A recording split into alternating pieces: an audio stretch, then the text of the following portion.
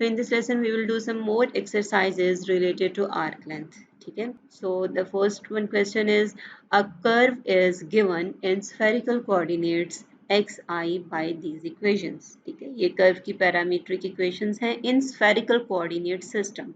x1 is equal to t, x2 is equal to sin inverse 1 over t and x3 is equals to x square root t square minus 1. ठीक है? ये curve की parametric equations हैं. T हमारे पास parameter है और T की variation है 1 to 2 and we have to find the length of the arc for 1 is less than equals to t is less than equals to 2 means for t is equals to 1 to 2 हमने इस curve की length find करनी है. ठीक है? So consider the formula. The arc length is equals to arc length of a curve is equal to integration a to b square root gij dxi over dt dxj over dt dt. ठीक है? Where gij is the metric tensor and for spherical coordinates this is gij is equals to 1 0 0 0 x1 square 0 0 0 x1 sin x2 whole square. ठीक है? अब आपको अगर r square और r square sin square theta की form में याद है तो आप वो लिख लें. देन आप r को x1 से और थीटा को x2 से रिप्लेस करें तो अगेन आपके पास ये मीट्रिक आ जाएगी. ठीक है? तो ये मीट्रिक चूंकि एक वेल नोन कोऑर्डिनेट सिस्टम के लिए spherical coordinate system is a well known coordinate system और उसके लिए मीट्रिक टेंसर आपको पता होना चाहिए. स्फेरिकल के लिए, सिलेंड्रिकल के लिए, पोलर के लिए, यूक्लिडियन के लिए. तो इन सब के लिए कहीं भी अगर हम डायरेक्ट यूज कर लेते हैं तो उससे कोई फर्क नहीं पड़ता. ये हमने डिराइव नहीं किया, ये हमने डायरेक्ट यूज किया है. ठीक है?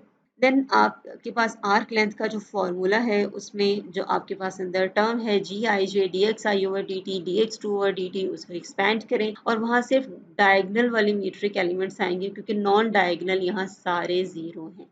ठीक है? तो इसलिए आपके पास ये रिलेशन आ जाएगा.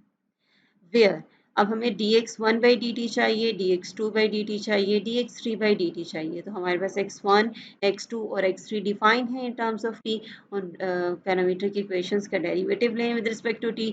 dx1 by dt 1 आ जाएगा, dx2 by dt ये आएगा एंड dx3 by dt ये आएगा आपके पास.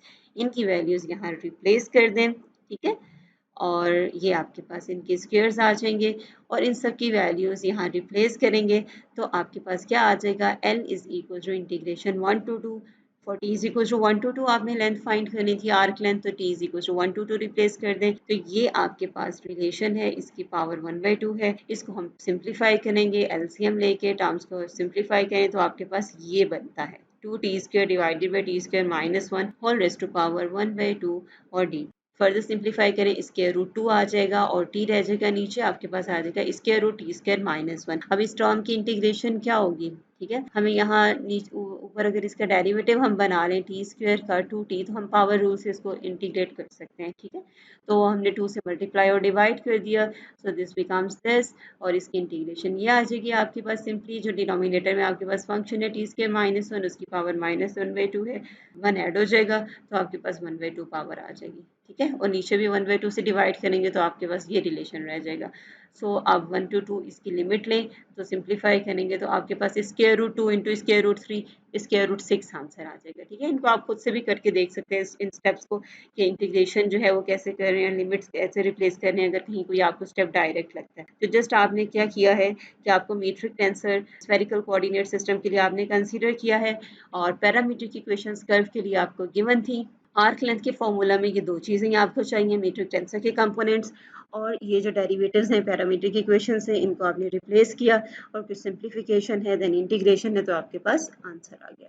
The next question is find the length of the arc defined by x1 is equals to t, x2 is equals to t for 1 is less than equals to t is less than equals to 2. ठीक है? अब ये देखें यहाँ पर आपके पास क्या है कि आपको क्वेश्चन में दो चीज़ें गिवन है. अगर आप देखें ये आपको first one parametric equations given है कर्व की. ठीक है? ये कर्व की पैरामीट्रिक इक्वेशंस गिवन है where t is the parameter of the curve और उसकी वेरिएशन भी आपको गिवन है. देन आपको फर्दर क्या गिवन है, if the metric is that of the hyperbolic plane g11 is equals to g22 is equal to 1/2 x2 square and g12 is equal to g21 is equal to 0 और ये non diagonal term 0 है. ठीक है? Hyperbolic plane की parameter की आपके पास metric है जो ये आ रही है यहाँ आपको गिवन है उनके कंपोनेंट्स। तो मीट्रिक टेंसर के कंपोनेंट्स ये आपने यूज करने हैं, पैरामीट्रिक इक्वेशंस ये यूज करनी है और आर्क लेंथ फाइंड करनी है for the curve for t is equals to 1 to t is equals to 2। ठीक है, so consider the arc length formula, वो आपके पास ये आ जाएगा इसके root g I J D x I by D T D x J by D t. Basically ये टर्म है जो आपने मेन सिंप्लीफाई करनी है। यहाँ पर आप d x one d x two ये पैरामीट्रिक इक्वेशंस यूज करते हैं और ये जो जी आई जे वाली टर्म है इसको जब आप वेरिएशन देते हैं तो मीट्रिक टेंसर के कंपोनेंट्स आप यूज करते हैं। यहाँ इसको वेरिएशन दें, दोनों इंडिसेस डमी थे, वेरिएशन दी तो आपके पास ये टर्म आएगी क्योंकि नॉन डायगोनल टर्म्स जीरो है। और फर्दर सिंप्लीफिकेशन जो आप डेरिवेटिव्स की वैल्यूज रिप्लेस करेंगे मीट्रिक टेंसर के कंपोनेंट्स की, तो आपके पास ये रह जाता है और इसकी इंटीग्रेशन टी इनवर्स की नेचुरल लॉग ऑफ टी है फ्रॉम 1 to 2 इसकी लिमिट्स हैं। जब रिप्लेस करेंगे तो ये आएगा natural log of 2 minus natural log of 1 and natural log of 1 is 0, तो सिंपल नेचुरल लॉग ऑफ 2 आपके पास आंसर आ जाएगा। The next question is using Euclidean metric for cylindrical coordinates. ठीक है, अब आपने क्या यूज करना है, सिलेंड्रिकल कोऑर्डिनेट्स के लिए यूक्लिडियन मीट्रिक यूज करनी है जो आपके पास एक वेल नोन मीट्रिक है सिलेंड्रिकल कोऑर्डिनेट्स के लिए।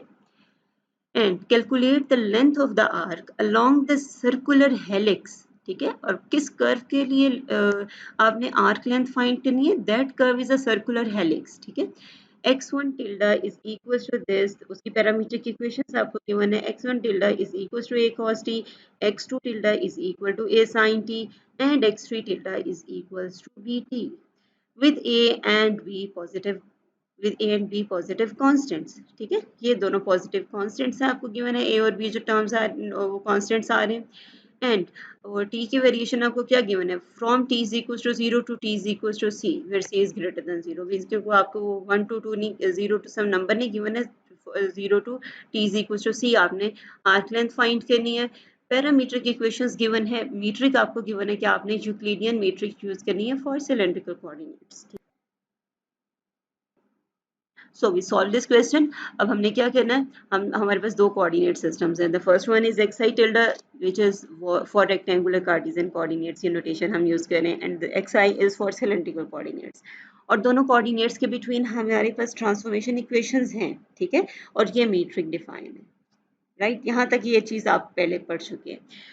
पैरामीट्रिक इक्वेशंस कर्व की आपको ये दी हुई हैं that x1 tilde is equals to a cos t, x2 tilde is equals to a sin t and x3 tilde is equals to bt। ठीक है, बट आर्क लेंथ फाइंड करने के लिए आपने क्या करना है, आपको चाहिए G I J and D x I by D T D x J by D T. आपको एक्स आई सिस्टम में इस कर्व की पैरामीट्रिक इक्वेशंस चाहिए। ठीक है, यहाँ पर आर्क लेंथ के केस में आपके पास दो चीजें होनी चाहिए, मीट्रिक के कंपोनेंट्स जी आई जे। ठीक है, आपके पास मीट्रिक होनी चाहिए जी आई जे। ठीक है, और आपके पास एक्स आई सिस्टम में कर्व की पैरामीट्रिक इक्वेशंस होनी चाहिए।